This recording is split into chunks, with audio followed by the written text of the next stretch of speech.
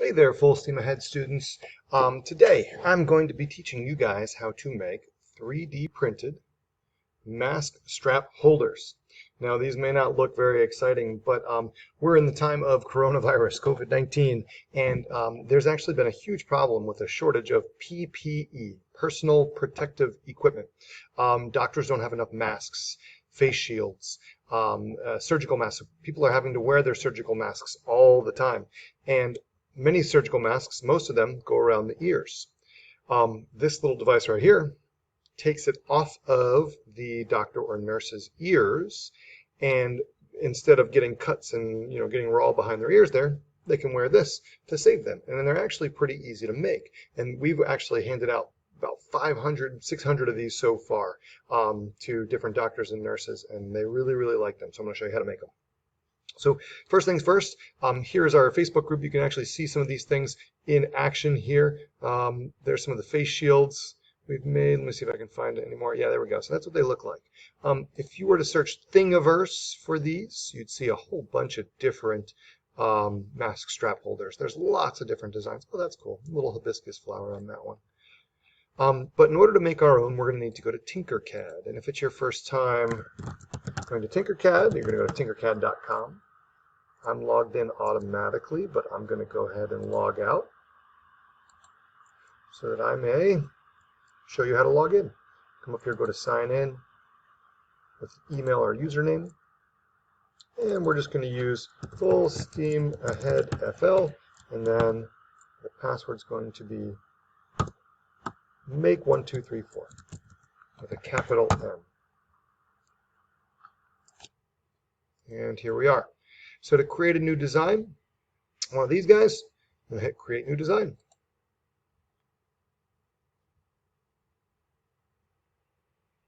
And I'll go ahead and name it mask strap holder example. So this has got a few main parts to it, this mask strap holder. I'm going to start by making the frame in the middle, I guess we'll call it. So I'm going to grab a box from over here, drag it on in. Now, it's important that these are really thin so they can be flexible. If they were too thin, or too thick, they wouldn't be flexible. So we actually want these to be, well, I'm using the wheel on the mouse to zoom in. Want it to be nice and thin, about maybe let's go 1 millimeter thick in that part there.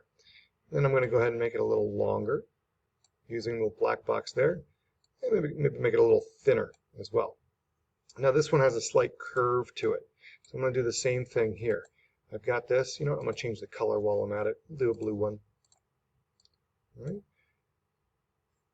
So now I'm going to duplicate this. This duplicate button up here makes a copy. It puts it right on top of the old one. In this case, I'm going to want to turn this copy. There we go. I'm going to use these curved arrows on the side. I'm going to turn it a little bit. I want to be careful that I don't have any sharp edges on this thing. That wouldn't be very nice for the person wearing it. There you go. Now I can make a copy of this one. Duplicate. Bring it over here. And I could rotate it again, but this time I'm actually going to use the flip tool, which is way up here, the mirror tool. I want to mirror it that way. There we go. And again, I want to make sure there's no sharp edges. Now, what I want to do is I want to group all three of these things together. I want them to be one solid piece. So if I click and drag a box around all of them, if I hold down the click button, I can then come up here and go to group, and it turns it into one piece. And I do have some sharp edges. I can show you how to take care of those in just a minute. Now, if you wanted to, there's this little gap in the middle here. You don't have to put that there, but we could. We'll grab a hole. And any shape can be a hole. But I'm just going to stretch this one out like that. Make sure it's not too close to the edges, otherwise it'll break the shape. And then I'm going to select both of these, click, drag a box to select both of them, and then I can come up here and group it. When you group together a solid piece and a hole, check it out. It cuts the hole out. All right, so we're looking good so far. Next thing I need to do is make these little hooks for the mask strap to hold on to. In order to do that, I'm going to need another box, And that's not a very good size for it. Let's change the color to blue. Actually, you know what? I'm going to make it white just so you can see it better. And those are going to be a little bit thicker. They're going to be 2 millimeters. There we go. 2. But they're going to be very narrow. Kind of like that. If I press the F key, which I'm going to do, F, it zooms in on that piece. There we go. And you can kind of see that's this piece, that part right there. I'm going to rotate it a little bit, just like we had done before. I'm also going to stretch it a little bit, make it a tiny bit longer. All right. Now I need, let's rotate it a tiny bit more. There we go. I need a bunch of those. I want 4 on this side and 4 on that side. So I'm going to use my duplicate tool again. Duplicate. And slide it on over. And actually check this out. If I hit duplicate again, it's going to automatically place that one for me.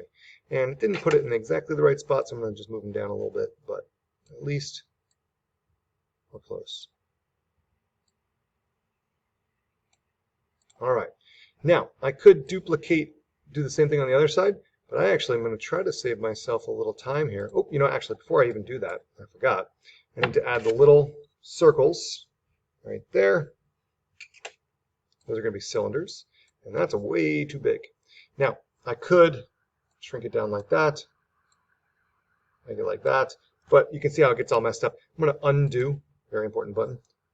If you hold the Shift key and then shrink it, it shrinks it all together. Makes it a lot easier. There we go. Perfect. Let's duplicate that guy. Put another one there. And I got to make sure there's enough room there. I'll actually group all 3 of these things together. So I'm going to hold Shift, click that one, click that one, click that one while I'm holding Shift. There we go. All right. Okay, so I'm actually going to delete these because I want to use these guys instead. So let's duplicate that one. Move it on over. And then duplicate and duplicate. Almost perfect. Almost. There we go. All right. Hold Shift, hold Shift. So I'm holding Shift and clicking on these so I can select them all. Now I can duplicate all of them at the same time. Otherwise, you could rebuild them. And just like we did before, we're going to flip them using mirror them using my mirror tool. And just slide them into place over here. Right about there. And voila. Actually, those don't look super even just yet. Let me move them in a little bit. Try to make it a little more even. All right.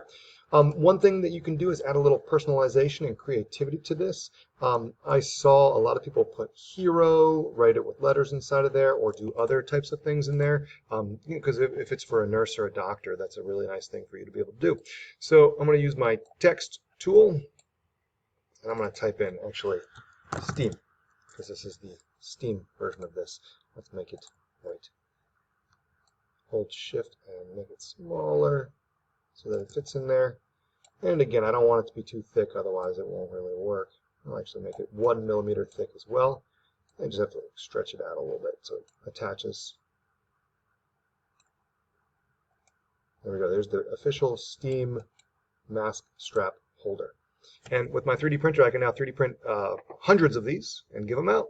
So love to see what you guys come up with. You can add your own creative elements to this. If you look over here, there's ones that look different. They're more rounded. There's one that has a hibiscus in it. There's all kinds of neat ideas and neat things we can do with this project. So good luck and go out and help people.